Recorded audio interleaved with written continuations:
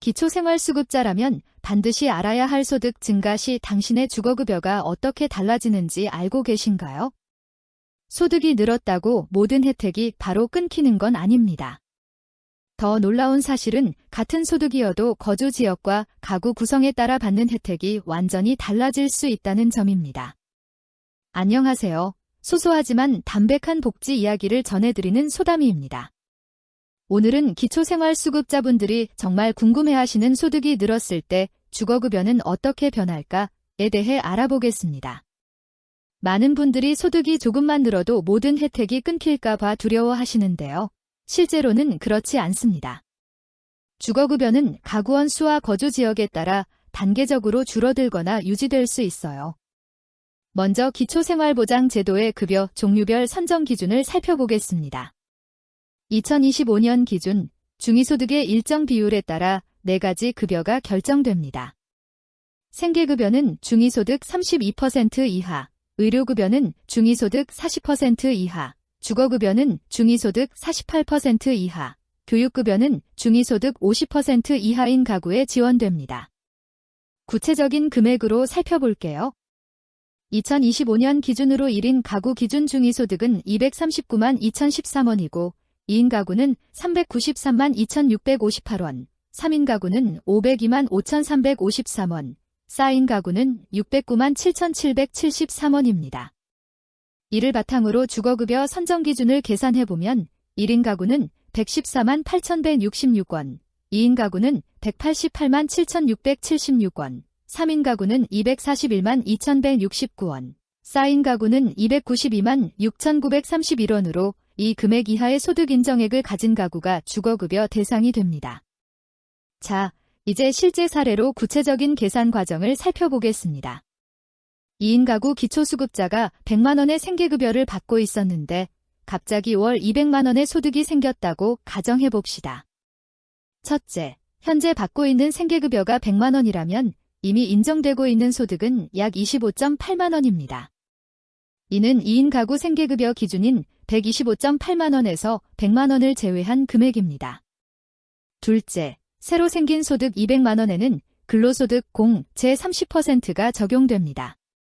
200만원에서 30%를 공제하면 140만원이 되지요.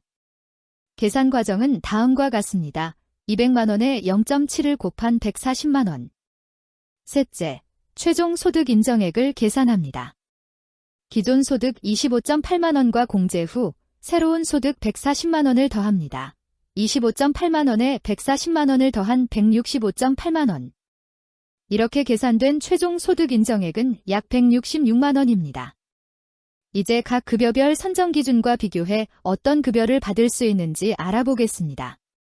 생계급여는 2인 가구 기준 선정 기준이 125.8만원인데 소득 인정액이 166만원이므로 생계급여는 탈락합니다. 의료급여는 2인 가구 기준 선정 기준이 157.3만원인데 소득 인정액이 166만원이므로 의료급여도 탈락합니다. 주거급여는 2인 가구 기준 선정 기준이 188.7만원인데 소득 인정액이 166만원이므로 주거급여는 유지됩니다. 하지만 소득 인정액이 생계급여 선정 기준인 125.8만원을 초과했기 때문에 자기부담금이 발생합니다. 자기부담금 계산 방법은 다음과 같습니다. 소득 인정액 166만원의 생계급여 선정 기준액 125.8만원을 뺀 금액은 40.2만원으로 여기에 30%를 곱하면 12.06만원이 나옵니다. 따라서 약 12만원이 자기부담금으로 주거급여에서 차감됩니다. 지역별 기준 임대료도 중요합니다. 2025년 기준으로 지역은 4개 급지로 나뉘며 2인 가구 기준으로 살펴보면 1급지 서울 39만 5천원, 2급지 경기 인천 31만 4천원, 3급지 광역시 세종시 수도권 외 특례시 25만 4천원, 4급지 그 외 지역 21만 5천원입니다.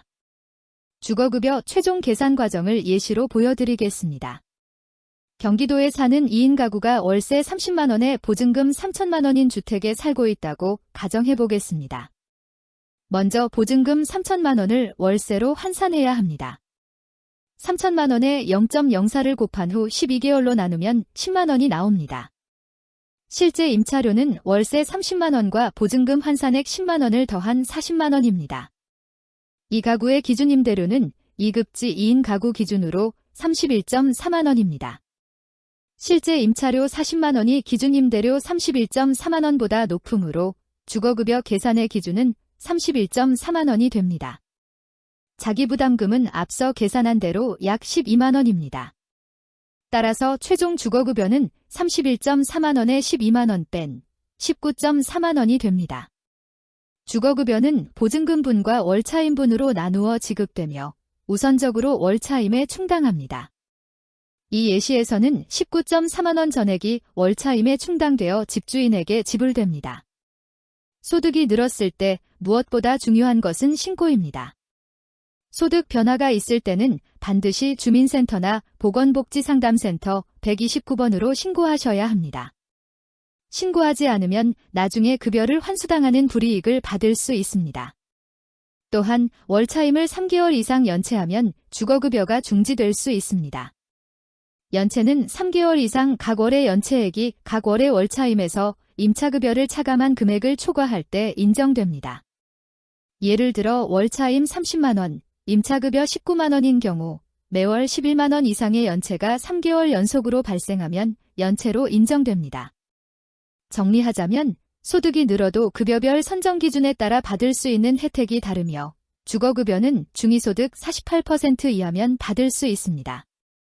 소득이 생계급여 선정 기준을 넘으면 자기부담금이 발생하고 이는 상세한 계산 과정을 통해 산출됩니다. 궁금한 점이 있으시거나 본인의 상황에 맞는 정확한 정보가 필요하시다면 주민센터나 보건복지상담센터 129번으로 문의하시면 더 자세한 상담을 받으실 수 있습니다. 소담이었습니다.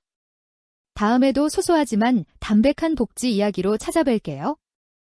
좋아요와 구독 눌러주시면 감사하겠습니다.